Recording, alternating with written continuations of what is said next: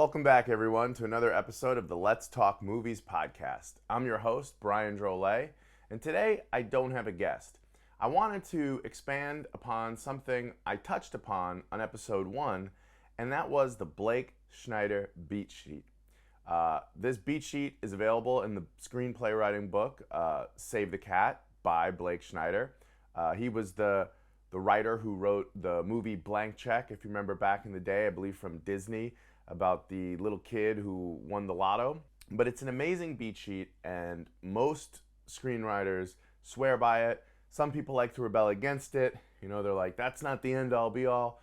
But to me, the Blake Snyder beat sheet is a much more handy tool than just, going into a screenplay saying, okay, I'm going to do a 3-act structure. Instead, the Blake Snyder beat sheet gives you 15 beats, and that's what I thought we'd talk about on this episode of Let's Talk Movies.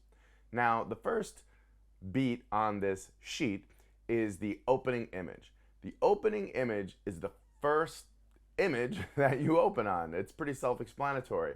Usually you want this opening image to be the exact opposite of the last beat on the beat sheet, which is closing image.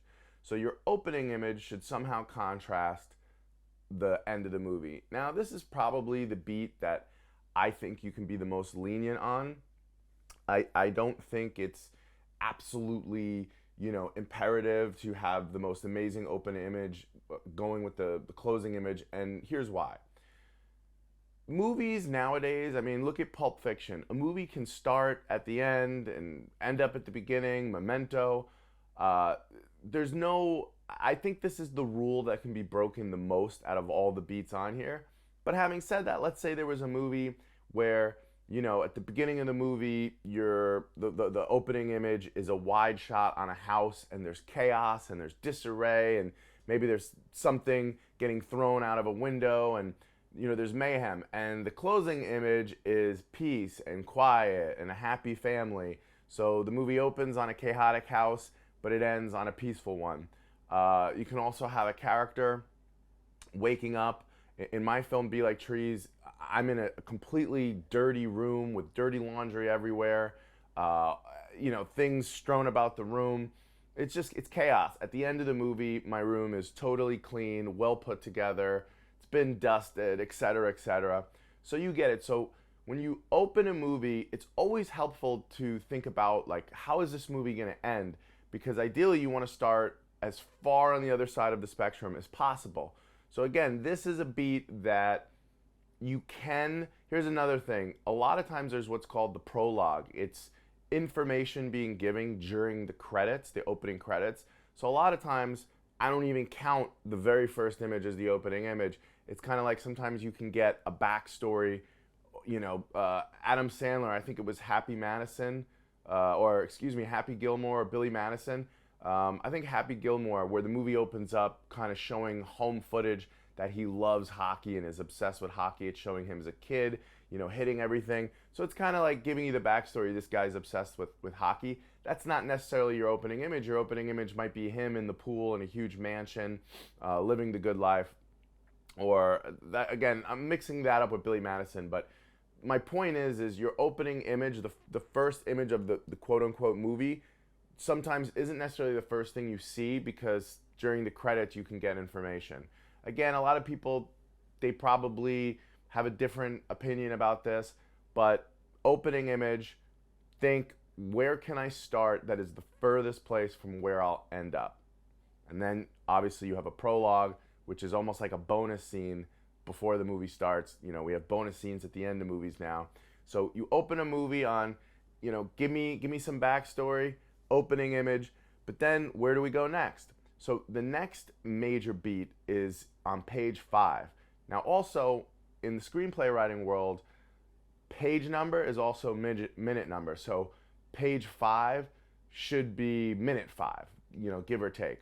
So when you get to the 5th minute of the movie, the 5th page, that's where you really want to state the theme of your movie. Every good movie and every good story should have a theme. So when I go to write a screenplay, okay, I have to think to myself, what am I really trying to say here? A screenplay is so big and massive, it's easy to kind of get lost in the sauce. The more you know the story you're trying to tell and the lessons you're trying to teach, that's your theme. So your theme might be like family is more important than career. That's your theme. That's what your character is going to ultimately learn on this journey that we take him through. So if you know family is more important than career, then on page 5 there should be a scene where the character gets fired from his job, or something happens with career and he's given it so much importance and he thinks his world is ending, and maybe it's a roommate or a girlfriend or a boyfriend, and they say something like, well, why don't you go visit your parents, after all, that's more important than your job. And the character probably can't hear it at that moment. They're like, listen, I don't care about my parents. I got to get back into the good graces with my boss and do well on my job. So it's not necessarily like you say the theme and the person's like, yeah, but just for the audience's sake, something, if the theme of the movie is all about, working as a team is better than being a solo act, maybe on page 5 or in the 5th minute, it's a story about a basketball player and he hogs the ball, he shoots the game-winning shot, he misses, and his coach says, you should have passed to Jones, he was wide open. Just let us know what this movie is about, because that theme is going to pop back up throughout the film. But on page 5, let it be known clearly, this is what this movie is about.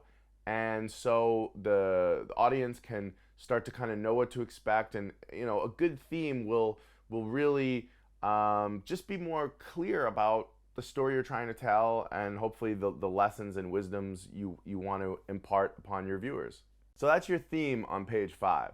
Now, every movie has what we call the setup, which is basically pages 1 to 10. On pages 1 to 10, you should introduce all your characters, your villain, your side characters. Now, occasionally there might be a B story, which is a beat we'll get to later, where maybe you introduce something new. But for the most part, you want to, every location that you can, everything, like every movie, it shouldn't just have random characters popping in and out. Anybody that pops into the story should be there for a reason. So maybe there's a delivery man in the first 10 pages that delivers a package. It might seem random at the time, but by the 3rd act you realize, that delivery man returns and saves the day somehow with something they deliver. And the point is anything that's important, that's an important puzzle piece, should be introduced in your setup, pages 1 to 10. We want to know why, how, when, where. So like, where does the character live? What's their job? Are they dating somebody? Give us all the information that we need in the first 1 to 10 minutes. Who is this world? So like, I just watched the Scream from 2022. In Scream, in that first 10 minutes, you want to introduce every single character, no matter how big or small, that the audience can start to have fun with and go, is that the killer? Is that the killer? I don't know. But in the 1 to 10 minutes, we want to know, where do they live? What is their job? What's their opinion on things? We want to just set up all the pieces on the chessboard, if you will, so that we can start playing chess. So 1 to 10 is the setup. Page 12 is what we call the inciting incident. Inciting incident or catalyst. But page 12, that's when you're watching this movie, everything seems normal, right? Okay, this guy lives here, he works here, this is his wife, and then boom, on page 12, it's like a meteor hits. This is what we call the ordinary world. The catalyst, the inciting incident, shakes up the ordinary world. So either the protagonist, who's the main character who's driving the story, their boss fires them and they're just like, what? Or their wife or husband divorces them. It's like, I'm leaving you. It's something that shakes everything up, because we all have this in real life. Like to this day in my real life, if something bad happens to me, if I lose an opportunity, or if it's something that feels like world shifting, and I go, oh, this is an inciting incident, the storyteller in me is like, okay, I'm about to go on a journey, and the journey is find a new job, or whatever it may be. But so your inciting incident, your catalyst, it needs to happen on page 12. I read a lot of bad screenplays, sometimes watch a lot of bad movies. They get to it a little later. They get to it closer into the 20-minute mark. And yeah, you can have a longer setup, but the audience will start to get bored. It's like, we want to see the drama. We want to see things get upended and see how this person deals with it. So on page 12, you really want to throw that meteor at the planet that is your protagonist's life. And that's going to then drive them into the next section, the next beat, which is called the debate. The debate happens on pages 12 to 25. So your debate is the character now going to all his friends, all the secondary characters, and saying, what am I going to do? This meteor has just wrecked me and turned my world upside down. What am I supposed to do? So it's the debate. Spider-Man, he gets bit by the spider. That would be the inciting incident. On that should happen by the 12th minute.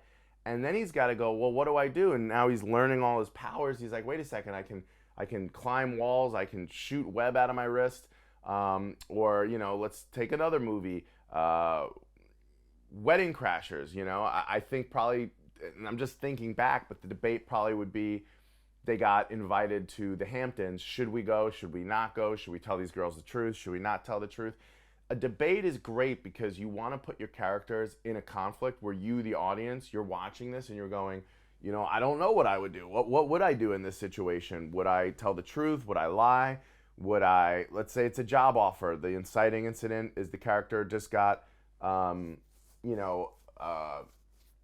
promotion at their job and they're like, wow, I got to move to Manhattan now. The debate is, do I uplift my family and do I take my kids out of school? Do I take this chance? It's less money, it's more money. But so the debate's a really fun area of a script because you're just like, now all the things that meteor that I just threw at them, I get to now delve into all the consequences of what does this mean? And, in life, we're all always struggling with what should we do? What's the right answer here? So I love a good debate. Your debate's going to drive you right into your second act. So you should go from your first act to your second act with a debate. Whenever you want to get into the second act of a movie, that beat is called break into two. This is when the character finally makes a decision. They've been debating back and forth. What should I do? Should I do this? Should I do that? And they're like, you know what? I'm going to go to New York. Or, you know what? I'm going to be Spider-Man. I'm going to embrace this. I'm going to do it. I'm going from this first world. I'm going into the next world and I'm going to swing around Manhattan. I'm going to, I'll solve crime. That's what I'll do, or Wedding Crashers. Let's go to the Hamptons. Let's have some fun. And that brings us to our next section of the movie. The next major section of a movie is called Fun and Games. Your Fun and Games is from page 25 to 55. And that's the part of the movie that when you watch the trailer and you see, oh, there's a movie called Wedding Crashers with guys that crash weddings. This is the part of the movie where we see that, where we get to see people crashing weddings. We get to see the fun of it. Oh my gosh, they're hooking up with all these women. They're lying to them. Or if it's Spider-Man, oh wow, he's got the suit on. He's swinging through the city. He's fighting hobgoblin. I get to see Spider-Man in action. This is the fun and games of it all. So anytime you're writing something and you come up with the movie, ask yourself before you even start writing it, what would the trailer look like? What moments would I see in that trailer? Put them in your fun and games section. Now, another beat that's on page 30 that's within that fun and games section is called your B story. Your B story is, Hobgoblin is becoming Hobgoblin while Spider-Man's becoming Spider-Man. Or if it's Wedding Crashers, again, I haven't seen that movie in a long time, but I think the A storyline was probably Vince Vaughn falling in love with Rachel, you know her name from, what's her name? Rachel McAdams from The Notebook. But Vince Vaughn was falling in love with the redheaded character.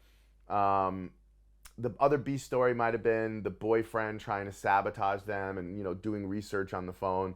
But there's always another character. There's always another plot up to something. It's, subsidiary to your A story. But your B story, you really want to give a good amount of focus by page 30. Because by then, we've set up the whole main story, all the main players. We're on our journey. We've broken into Act 2. We're starting to have fun and games. But there's something else going on here, and we're going to start to touch upon it. And listen, a lot of times in a movie, the A story might not be the love story. Maybe the A story is, Superman trying to save the world from General Zod. There's going to be a lot of comic book references here. This is video games, comic books.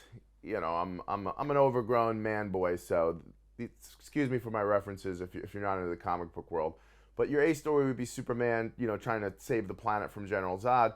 B story, hey, Lois Lane, we should go on a date. Maybe Clark gets a date on page 30, or Superman flies her around. But we're taking a break from the main storyline. B story, page 30. So now you're having your fun and games. And this, I always love this section of a script, because it's like, people always say, like, how do you, I tend to write a little quicker than most. And like, how do you do that? Well, I'm really just following all the beats. So much of writing a screenplay is the math of like, okay, well, I have to set this up and I have to do this. And you'd be amazed at how quickly the page fills up when you're following a structure like this. But the fun and games is always fun, because it's just that. It's fun and games. You can kind of take the restrictions off a little bit, because that section's the biggest section of like, okay, I got more room to play here. What do I want to have fun with? And this is really the fun of the movie. And when you first came up with the idea, you're like, a lot of what you were thinking about probably happens in this section. Now you want to take this fun and you want to build this momentum, and you want to take it all the way to page 55. 55, or what we call the midpoint, is where you want to have either a false victory or a false defeat. So you want to take the momentum of fun and games and whatever's happening in your movie. They're crashing weddings. Yeah, they're hooking up with girls. It's all great. And then maybe on page 55 is where either A, it's a false victory where, we can't lose here. The girls love us. We're making great relationships with the family. This was a good idea that we came to this Hamptons house. And yeah, it was a lie, but hey, it's all working out, right? It's a false victory. Because then right after that, what happens is the boyfriend, outs them and says, hey, by the way, everybody, these guys are wedding crashers. They're not who they say they are. And it all kind of comes crashing down. It's the first, if you're playing Jenga and you're like, oh, you're taking blocks out, it's all going well. But then all of a sudden, somebody pulls the wrong block out and starts to fall down, starts to crash. So your midpoint is your first, either everything's great, but no, it's not, or everything's bad and this feels terrible, but we're going to recover a little from here. This isn't the true defeat. So it's the first time where, from the fun and games, things start to not go so right, which brings us into our next section in our next beat of the movie, which is called The Bad Guys Close In. I love these names, by the way. The Bad Guys Close In. And The Bad Guys Close In is just like what it sounds. Now, it doesn't always have to be physical bad guys. It can be inner demons taking over. But it's where everything, the wheels are really starting to come off the wagon, off the car, and it's becoming a turbulent ride. The heroes in the second world, Spider-Man swinging around, he thought he had it all under control. And now he's like, oh my gosh, my powers, they're starting to get weaker. Oh my God, the bad guys know who I am. Oh my gosh, they've kidnapped my girlfriend. Oh my God, they've got my aunt now too. Doc Ock has my aunt in his tentacles. He's climbing up a skyscraper. It's just getting worse and worse and worse. And the hero's losing one thing after the next. And the bad guys close in. It's becoming overwhelming. Oh my gosh. Now, in Wedding Crashers, they know we're liars. The girls, they dumped us. The family, they don't like us. They've kicked us out. And now it's getting even worse. My friend won't even talk to me. Vince Vaughn and Owen Wilson, they're not even friends. One's mad at the other guy. It's all falling apart. It's all falling apart. The bad guys are closing in. And it's got to get worse and worse and worse until we get to page 75, which we call All is Lost. All is lost. It can't get any worse from here. My best friend won't talk to me. Everybody hates me. I've almost been killed now by the evil enemies, the hobgoblin. I'm in shambles. And with All is Lost, you always want to add what's called the whiff of death. So that's either Uncle Ben or Aunt May dying, the end of the friendship between Vince Vaughn and Owen Wilson. The whiff of death is, it doesn't have to be a literal death. It can be, and very often is, where a character dies. That's why it makes some of the best movies when a character dies, because you get so emotional as an audience member and you think, oh my gosh, how is this character ever going to get out of this predicament? Now they've lost their aunt or their loved one or their significant other, or maybe it's the death of a business or a relationship. Maybe their dog died. But it's just, we're at the lowest of lows here. We're at the breaking point. And this is the point in life where most people, they quit. But not our hero, not our protagonist, okay? Because the next beat of the movie is what's called the Dark Night of the Soul. The Dark Night of the Soul is from page 75 to 85. That's where the character finally looks within. You know, they went into this second act with their new, they thought it was going to be all fun and games, and they thought they had it all figured out. Oh, I just swing around the city and shoot web and stop crime, right? Or, oh, I just charm these women and I get them to sleep with me and everything's fine, right? A little lie is not going to hurt anyone. But no, that flawed thinking has completely caught up to our protagonist. And like in life, a lot of times we're telling ourselves lies, and we got to say, you know what? I got to start to do things differently. I got to look within. This is the man in the mirror moment. This is where the character has to say, okay, you know what? I've been too arrogant. I've been too selfish. I haven't been a team player. I've put my career before my family when it should be the other way around. And they realize all the errors they made going into that new world in the second act. They see, this is where I got it all wrong. And then they got to look within. They got to go, you know what? I'm not going to give up. I'm going to go back out there. I'm going to go back out into the world with the lessons I've learned. And I'm going to do it again this time, but I'm going to do it the right way. And that, my friends, is when we break into Act 3, page 85. Now the character is going back out there. They're going to make up, you know, Vince Vaughn's going to make up with Owen Wilson and say, I love you so much, man, and I'm so sorry about this or that. I'm sorry to the girls. I'm sorry that I lied to you. I'm sorry to the family. The truth is, I love you more than anything, and going through this experience made me realize I could never live without you, and the way I was living was pathetic. Spider-Man, he's going back out now. He's not maybe using aggression. Maybe he doesn't want revenge and doesn't want to kill Uncle Ben's murderer. He knows now to be a true hero is even for the bad guys to not stoop to their level. It's the character, they're going back out into the world with not just the external newness, but the internal newness. And they're going to be the best versions of themselves. And that's really why I think we all love movies, because in life we all want to learn. We want to be the best versions of ourselves. And that's what's so cool about movies is, you know, they help us see ourselves, because we all go through these beats in our life every day, but they're just not movies. They're just the cycle of what we go through as a human. So you break into Act 3 on page 85, and then you take that, coast all the way to the end to that closing image, which should be very opposite than that opening image. And that's really the structure when you make a movie is, you know your theme, know your beats, know, whenever I go to write a story, first I think of the name and the log line. So like, a great name is Wedding Crashers, because it tells you exactly what the movie is. Great names kind of tell you a little bit what the movie is, and it'll tell you if it's a comedy or not too, which I love. Like Wedding Crashers, it's probably a comedy, not a drama. And then a tagline. I don't know what the tagline is off the top of my head that they use, but it's probably like, Wedding Crashers. Every wedding is full of love and single women, like something that just gives me a little bit more. Once you kind of have the name of the movie and the log line, then you start to go, okay, well, what are the beats of this movie? What am I really saying? Wedding Crashers is your commercial hook, but your emotional hook is two men that act like boys. They got to mature. They got to become, not like little horny boys, kids, and become men who treat women correctly and tell the truth.